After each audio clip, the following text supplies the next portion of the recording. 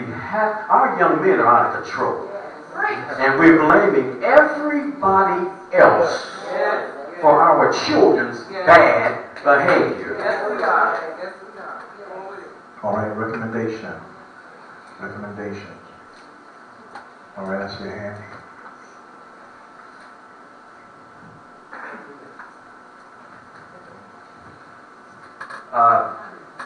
Two points.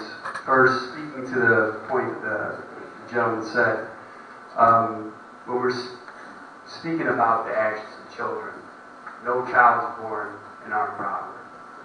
We have to recognize that a lot of things go on that cause somebody to do that. Yeah. So we have to address those people with compassion and love, especially when we're in a house of love, as we are tonight.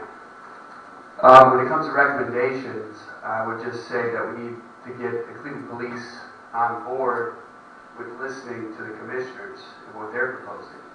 I work with the search and seizure group, and some of the best criminal defense minds came together along with police officers to draft search and seizure policies. And we have yet to have feedback on whether those will be implemented or not. I don't know what they've done with pursuit, but if it's the same thing going on there, I mean, it just seems the commissioners are treading water. So it needs to be back and forth. Thank you. All right, thank you. Recommendation. Hand. That's your hand. All right.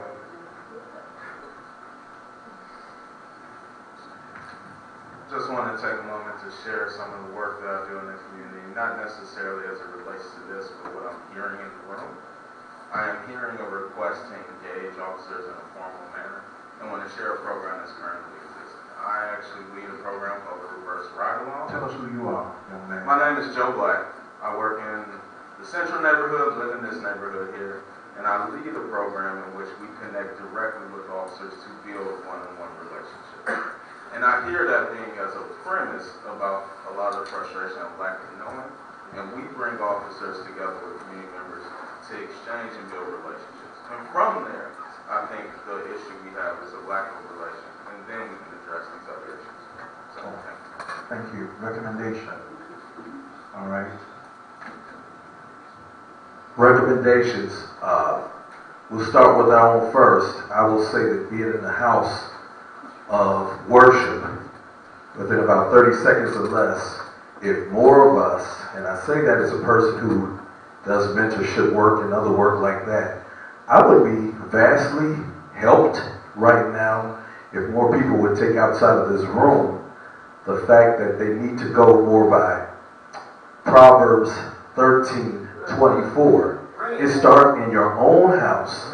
And if you're sparing the rod, and it shows that you're hating your own child and you're leading them up for a fall. That might not be that popular, but that's a recommendation for our own household and the community. And then with the another 30 seconds, I direct this to the police chief because we've met. I know where your heart is, but at the same time, you do so much engagement, one-on-one, doing other activities. Maybe you need to bring a much stronger approach so that if the union, the police union, is undermining certain things, you need to be able to step out like we know you can, speak up and say, wait a second, I'm standing up for my officers, but I will not let you or allow certain of you all to address things for your own reasons. This is our community, and deal with them with a strong arm, just like a lot of people in our own households need to stop listening so much to 696 kids and going back to Proverbs 13:24. Thank you, young man. Recommendations. All right, from McCoy. Recommendations. My recommendation is to the commissioners. The problem that I continue to see here deals with controlling supervisors. There's a definite disconnect between the controlling supervisors and the chief and whoever else. And until this controlling supervisor area can be brought into control, then the chief can have all the emotion he wants, or someone else can have all the emotion they want. But if the supervisor don't call off the chase. If the supervisor don't radio in that this is happening, this is going to keep happening. So, Commission, I think that your primary job is to figure out a way to bring unity or connection between the supervisor, the controlling supervisor, and the rest of the department. All right, thank you. Recommendations. We're wrapping up tonight. Thank you. Recommendations. I recommend that we find something for the kids to do. You know, be it training, you know, be it we live or we play. You know, right now our children playing with guns. You know, when they need to be working on something. Idle time is the devil workshop. You know, y'all don't know what to do with them.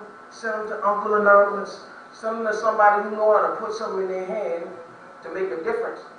You never know when you're talking to an angel. You never know when you're talking to the next president, no matter what color it is. You gotta give something for your children to do. If we don't know it's enough resources out here to find something, find somewhere to let them know, get them out of chasing this re-up money. You know, get them out of doing something different. That's all they know. They only playing what they know. Let's try to find something different. Try to find something different. You know, it ain't necessarily always about shouting and praying. You gotta till that field too, huh? Absolutely. Don't All work, right. don't work alone. All right. Thank you. Recommendations. You gotta do some work, right? All right.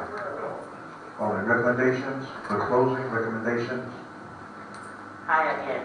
And I want to say I know Joe Black. I worked with him on 55th, where he had lawyers, officers. It was all kind of business people there for our children to meet. So what I want to say is we do need more resources for our kids and neighbors and friends and everybody to know about. I work with Conway.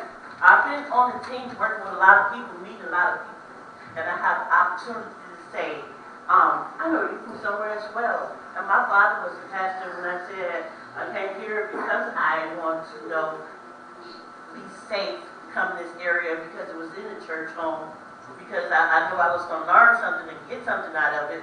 But if we give out more resources, like the pastor's giving out, and everyone here, the voices and everything, is giving out more resources for us to be able to come and get a hold to, so our kids can, and our neighbors, friends, and everybody can get a hold to, so we'll be able to help our kids. More resources everywhere. All right, recommendations. All right.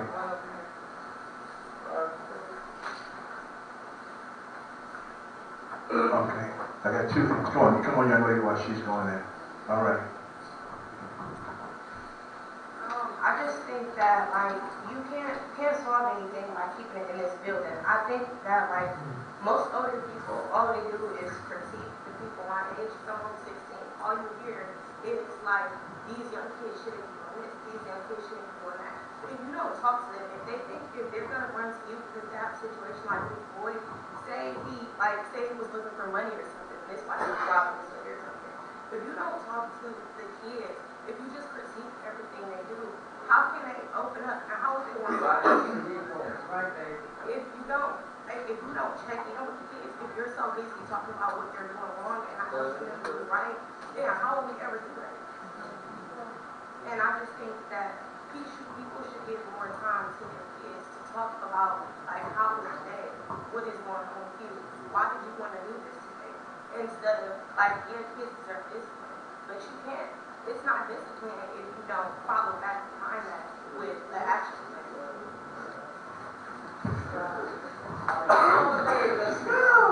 All right. Good evening. Good evening. My name is Anthony Houston. I was born and raised at 112th in St. Clair. With public schools here. I want to get back to some perfect segment of what the young lady said. I also used to work for the city of East Cleveland. I lived in East Cleveland. One of the recommendations probably could be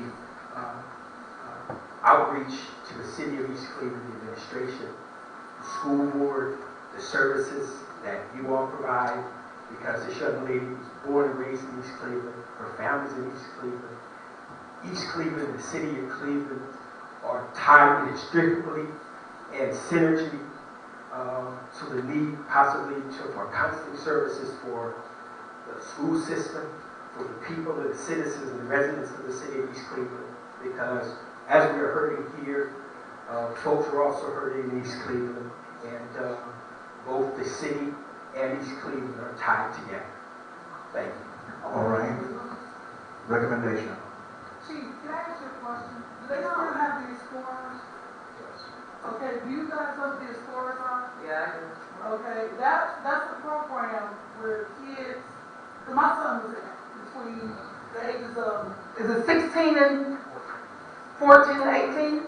My son was in that program, and that was an interaction with the police, and they took my son and they went to Washington, D.C., they went like all across the country.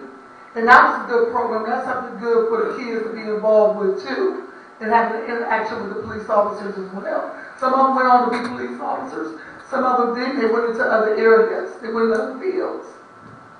All right. Real quick, Chief, you got the Explorers program. Stand up, young man in the back. You, Fred. This happens to be the same name as me. I want him in the program because I want you to see him in a positive light and not in a negative light. Right. All right. I'll get him signed up, Chief. That's my grandson. All right. Recommendations. You see the chief after this meeting, Fred. All right. Hey, Pastor, how you doing? All right, Councilman. You know, I was sitting back listening to people, and the thing that I will knock on the chief's door. Matter of fact, he stopped by my house. I go see him unannounced when I have issues and concerns. I do, because sometimes, as you know, Michael, this kind of stuff keeps you up late at night. You can't sleep. We need an early warning system. Do we have an early warning system in there? For example, this just didn't happen. You have police officers, for example, that day, I was out walking, heard this right now, and I called the East Cleveland Police Chief, and I asked him about all this speeding, but his people also are speeding through the city of Cleveland. I was on Superior, and I called him. He had just had surgery on his knee. I said, man, why you cat speeding through my city like that for? And then I found out what happened with our police. I didn't call it back, I didn't, because, but walking, you get a chance to get you an up-close view. The early warning system, Chief, and you mentioned about supervisors, in that system, there's training also, because you got to always train people, always. And you see issues and concerns, you see that police officers are chasing people, not just with this case. You might have 100 chases before you end up with fatality, okay? Because that's just the way it flows. So that supervisor, the sergeant must coach and counsel or write up this police officer and teach them this is what you must do, and this is what you shouldn't do. So when we look at it, and when I review it, what's going on, I'm going to look at how many people have received write-ups. What coaching counseling are we doing? Are we spending enough dollars for training the workers? Because you got to train people all the time. You catch them doing something right, that's a boy. Catch them doing something wrong, maybe a write-up, maybe coaching counseling, whatever the case may be. You've got to control the culture. A lot of times, there might even be a culture of speed. That might be a culture that we don't deal with that and they handle that. And so with our early warning system, when we look at this case, we got to look at that as well, Chief. And we have to look at training. And we have to look at the supervisors. And we can't just say, oh, well, we have to start training our supervisors also, because that's ongoing. The other thing I want to say was heard mentioned, because I do walk the neighborhood a lot, an awful lot, and you got to have, we don't have community policing. Michael, we constantly push for community policing. Every police officer can't be a community police officer, but if you have someone, let's say for example like Pastor Knuckles, he puts fatherhood and manhood, which is important, which is very, very good. A community police officer, this person is black or white, have an up-close view, a sensitive ear, and a genuine concern in the community, and all the children, all the PTA people, all the key stakeholders know that officer. And if we had it with her mentioned, police officers walking the beat, which you always talk about on Telford, Winston, and Ward 1, then that police officer would know where the seat of crime is at before it even happens. And you would have prevention. But I cannot get the administration to do community policing that way. The way it 2 used to. minutes, Councilman. All right. We don't But it's close. going to follow me anyway, Pastor. No, it's going to come to council way. But if you get them to do community policing, Pastor, walking the streets, knowing where to see the crime is at, then Mrs. Jones or Mrs. Smith will be able to talk with them. And then when we have roll calls, that police officer, like Officer Rice or Regis, you were a community police officer, police chief. He was. He rode the bicycles in Glenville. He grew up in Glenville. He's a son of Glenville. And then he would go back and tell Commander Tell, we might have a problem on Pierpont. And then the police would go there and do prevention, Pastor Knuckles. You got to do prevention. That's where I'm at. But you know I'll knock on this door anyway. Thank you. And I'll get some more questions in. God bless. Thank you, Councilman. All right, recommendations?